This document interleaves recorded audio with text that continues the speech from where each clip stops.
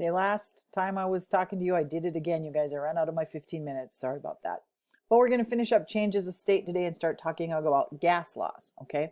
So again, when you have molecules or atoms, they exert a downward force because of gravity. Just like gravity keeps us on the ground, well, it pulls little particles and stuff down as well. That's called atmospheric pressure or barometric pressure, and they use a barometer to measure it, okay? So the pressure exerted by air being pulled down by gravity, okay, is barometric pressure, atmospheric pressure, and you use that when you're talking about gases. When you do gas laws, it's very important. Pressure is something that really affects their behavior, okay? Some of the units of pressure, there's an atmosphere. 1 atmosphere is standard pressure, okay? 760 torr, which is a unit in the metric system, is the same as 1 atmosphere. Same with 760 millimeters of mercury, and that comes from a barometer, okay, the pressure exerted, and that's how much. You'll have a tube with mercury, and then you'll have pressure, and then it goes up in the tube, and they read how much mercury goes up. That's the 760 millimeters of mercury. It also, pounds per square inch, which is an English unit, would be 14.70 psi. And then we have pascals as well. So we have all kinds of units, but honestly, atmospheres and millimeters of mercury are the ones I see the most. But you can convert between them because you know what they all equal. Okay? So when you're talking about changes of state, okay, they're going to be affected by atmospheric pressure. Okay?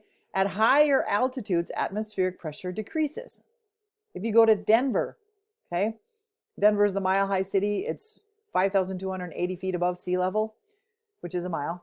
And again, the air is thinner there, okay, because it's not being pulled down by gravity because it's up higher, okay? When you go to Denver, if you do, and you hike, you have lower air pressure, so there's less oxygen for you to breathe.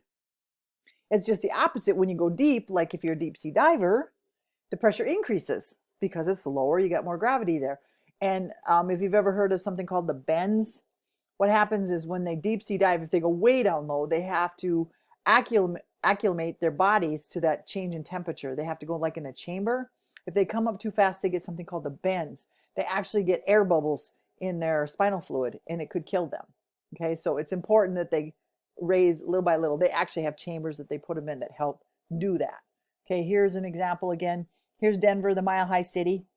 Okay, this is where it's at feet-wise, and you can see instead of being at 1 atmosphere, which is sea level, okay, they're at 0.83 atmospheres. So they have less pressure, they have less air. Way up here when you fly, 0.27. So again, as you go down, the pressure increases, and again, that's just simply gravity. Okay, here we got somebody that's doing, diving, 25 atmospheres. And as you get lower and lower, it gets higher and higher. So again, when we're talking about at sea level, it's 1 atmosphere. If you go above that, it's less. If you go below that, it's more. Okay, so when we're looking at gas laws, remember gases, the particles in gases move extremely fast. A solid and a liquid have similar characteristics. Gases are totally different than them because their particles are so different. But what's kind of weird, I guess, is the gas laws apply to every single gas. It doesn't matter if it's nitrogen gas or oxygen gas or a combination like carbon dioxide gas, they have the same behaviors, okay? And it's because those particles of gas are in constant random motion. They don't have any intermolecular forces between them. So the volume of a gas is really very negligible. It's hard to kind of measure it, but you can change it by adding pressure to it. So the attractive forces between the particles of a gas, again, there really isn't any because they're so far apart that they don't really have any forces. They're not like a solid and liquid where the particles are really close to each other and they're going to have a force between them. Okay.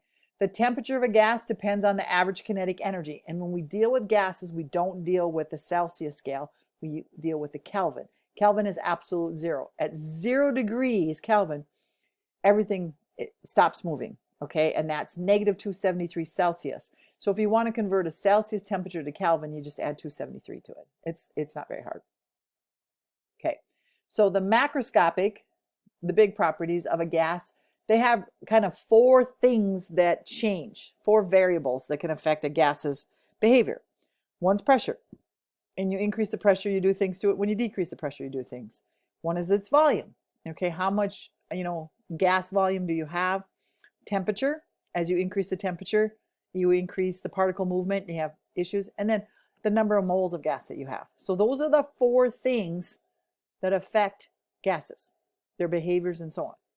Okay, changing one affects the others, but it's very predictable. There's many gas laws that can tell you, okay, if I change the temperature, what is it going to do to the pressure, or what is it going to do to the volume, and so on. So they're very predictable, and that's where the gas laws come from.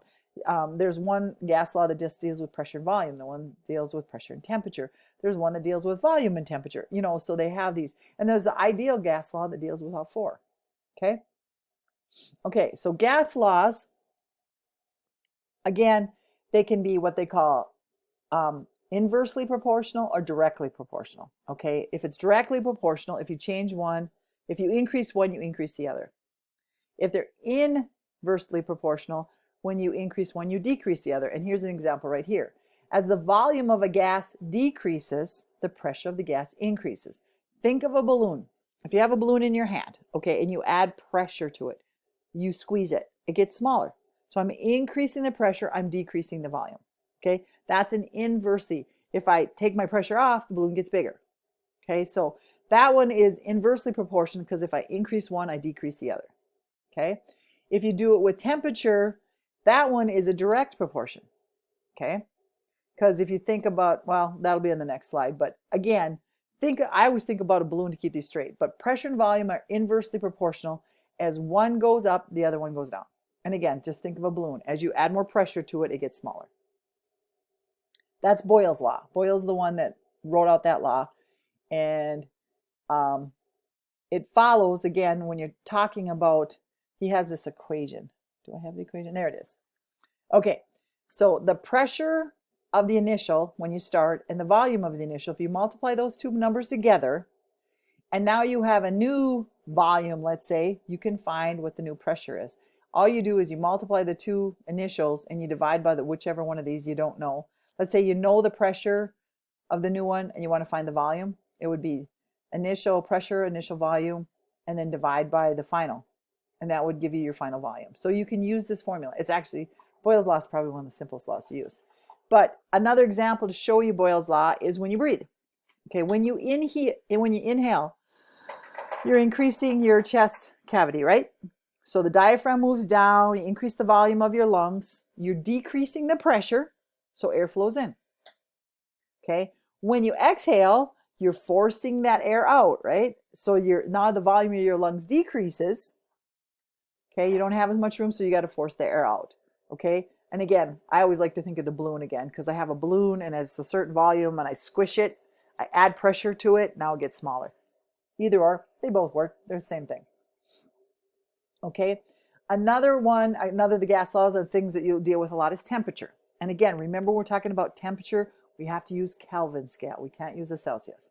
But anyway, as the temperature of a gas increases, the kinetic energy of the particles increase. They move around faster. So the volume is going to increase. They're going to push things out. Again, you can think of a balloon. Have you ever gone and bought one of those Mylar balloons and you buy it, they pump it up, you take it outside in the cold and it gets really small. But then you bring it in your house and it warms up and it's back to the way it was before. Okay? As you decrease the temperature, the volume goes down. The balloon gets smaller. When you warm it back up again, so you're increasing the temperature, the balloon gets larger. So that is a direct proportion. As you increase the volume, you increase the temperature. As you increase the temperature, you increase the volume. So that one's different than Boyle's, where that was an inverse. One increases, one decreases. These, they both either increase or they both decrease. Okay, so volume and temperature of a gas are directly proportional. Okay, one increases, the other increases. One decreases, the other decreases. Okay, that's Charles' law. And let me see, do I have it here? Yeah, here's Charles' law. The volume, the initial, the temperature of the initial equals the volume of the final, the temperature. So you just plug in your numbers and then solve for the one you're trying to look for. Okay, like if I was trying to find this one, all I'd have to do is bring this over. I'd take my V, my initial volume times my final temperature divided by my initial temperature, and that would give me my final volume. So again, it's just a matter of plugging in numbers and solving for your unknown. And this is what I was talking about with the balloon. When you cool off a balloon, it gets smaller. when you heat it up again, when you warm it back, it gets bigger. Okay, so as one increases, the other increases. Okay, and that's Charles' law. Okay, so Charles deals with temperature, Boyle's deals with pressure. And I always remember Boyle's is with pressure because BP, blood pressure, you know, Boyle's pressure, whatever. Again, one of those weird things I have to do to remember things you guys probably don't. Okay, so again, here's just a review of them.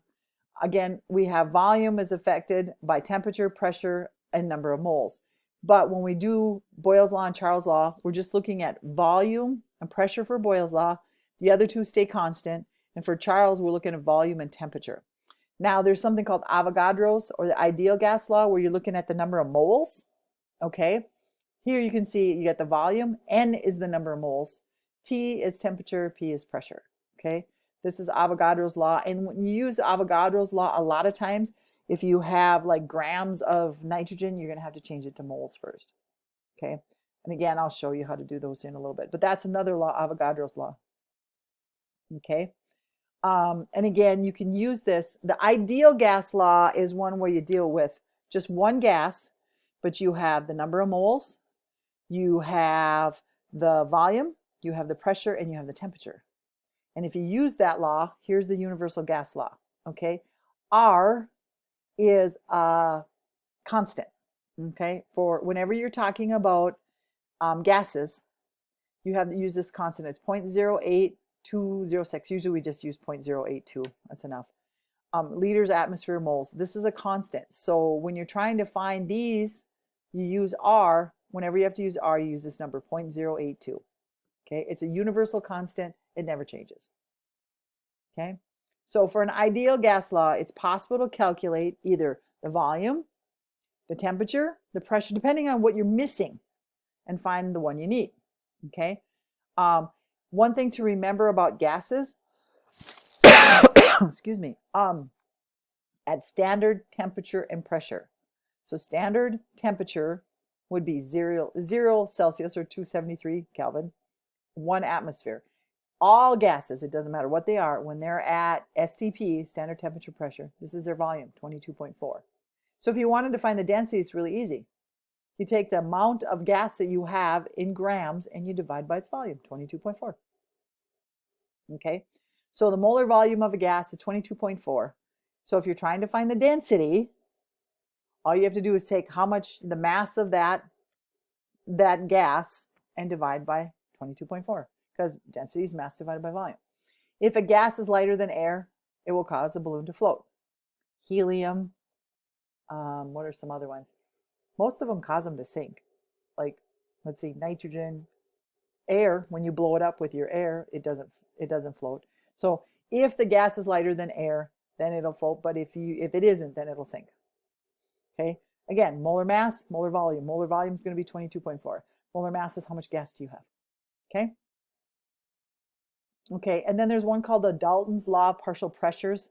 This is kind of a combination of the other ones. If you have a bunch of gases and you mix them together, the pressure of each gas you add together. So like if I had 5 gases and the first one was 1 and the second one was 3 and the next one was 2, I would go 1, 3, 2, oh, that's 6. That's what their pressure would be. So when you're doing partial pressures, it's a mixture of gases. They each exert their own pressure. So you figure out the individual and you add them together. Okay, and it goes like that. Whatever your total is how many gases you have. Okay, so here's a summary of the gas laws. We got Boyle's, which is volume and pressure, Charles, which is volume and temperature, Avogadro's, which is volume and number of moles. Ideal is, this is the formula for it. Here's Dalton's, and there's one other Henry we didn't talk about. We probably won't.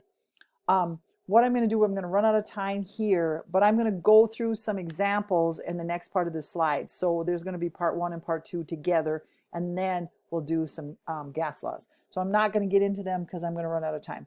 So this is a summary of the laws, and then I'm going to show you how to do the laws in the next part, but I'll put these 2 parts together.